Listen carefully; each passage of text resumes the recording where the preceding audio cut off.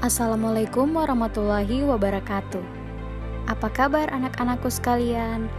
Semoga kita selalu dalam lindungan Allah Subhanahu wa Ta'ala. Amin ya Rabbal 'Alamin. Pada pembelajaran kali ini, kita akan membahas tentang kronologis terpilihnya keempat tokoh Khulafaur Rasyidin.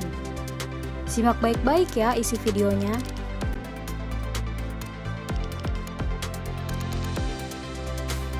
Khulafaur Rasyidin merupakan pemimpin yang dipilih langsung oleh para sahabat melalui mekanisme yang demokratis.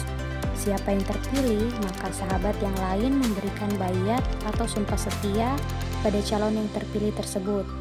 Ada dua cara dalam pemilihan khalifah ini, yaitu pertama secara musyawarah oleh para sahabat Nabi, kedua berdasarkan atas penunjukan khalifah sebelumnya. Terpilihnya Abu Bakar As-Siddiq menjadi khalifah. Sebelum terpilihnya Abu Bakar sebagai khalifah, pada mulanya terjadi pendapat atau usulan oleh kaum Ansor dan Muhajirin yang sama-sama di antara dua kaum tersebut menginginkan seorang khalifah dari kalangan mereka. Akan tetapi kemudian usulan itu ditolak dengan tegas, sehingga di antara mereka menyimpulkan bahwa kaum Muhajirin memang lebih berhak untuk mengendalikan kekuasaan ini, dan semua sepakat. Maka Umar bin Khattab maju dan membayat Abu Bakar yang kemudian dibayat oleh semua yang hadir di Saqifah. Kemudian Abu Bakar menyatakan pidatonya, "Taatlah kalian kepadaku sepanjang aku taat kepada Allah dan Rasul-Nya di tengah kalian. Jika aku bermaksiat, maka tidak wajib kalian taat kepadaku."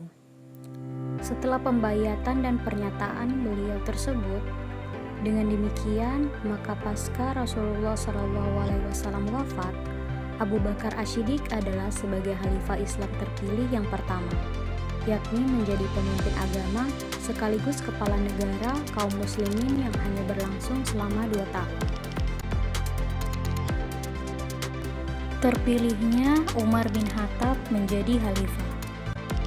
Ketika Khalifah Abu Bakar jatuh sakit dan merasa ajalnya akan segera datang, ia berkonsultasi dengan sahabat mengenai khalifah sesudahnya. Kemudian para sahabat bermusyawarah sesama mereka. Hasilnya, mereka menghadap Abu Bakar dan memintanya agar menetapkan seseorang yang ia kehendaki sebagai pemimpin mereka. Kemudian Abu Bakar memanggil Utsman bin Affan dan meminta pendapatnya tentang siapa yang akan dijadikan penggantinya. Utsman mengusulkan nama Umar bin Al-Khattab. Lalu Abu Bakar memerintahkannya untuk menulis surat wasiat tentang Umar bin Khattab sebagai penggantinya. Setelah Abu Bakar meninggal, para sahabat menerima dan sepakat untuk membayat Umar sebagai khalifah, dan secara langsung beliau diterima sebagai khalifah yang resmi yang akan menuntun umat Islam pada masa yang penuh dengan kemajuan dan akan siap membuka cakrawala di dunia muslim. Terpilihnya Utsman bin Affan menjadi khalifah.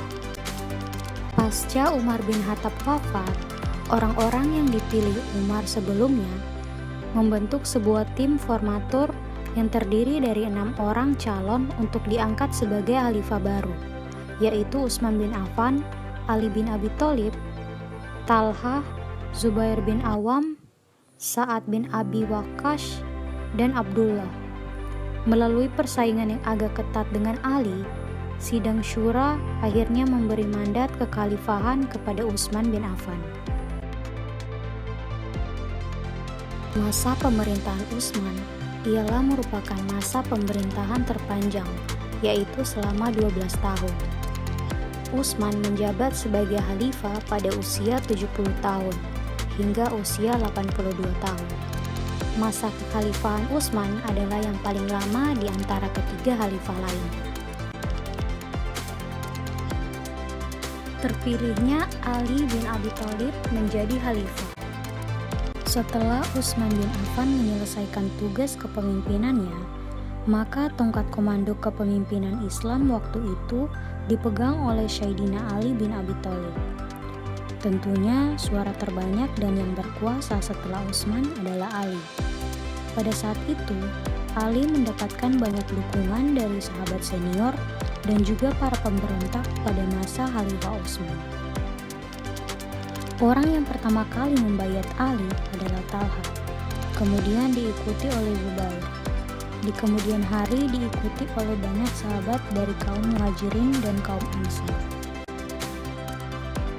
Setelah Ali terpilih sebagai khalifah, dalam pidato pengukuhannya, Khalifah Ali menyatakan bahwa Allah telah menurunkan Al-Quran yang menjelaskan hal-hal yang baik dan meninggalkan yang buruk.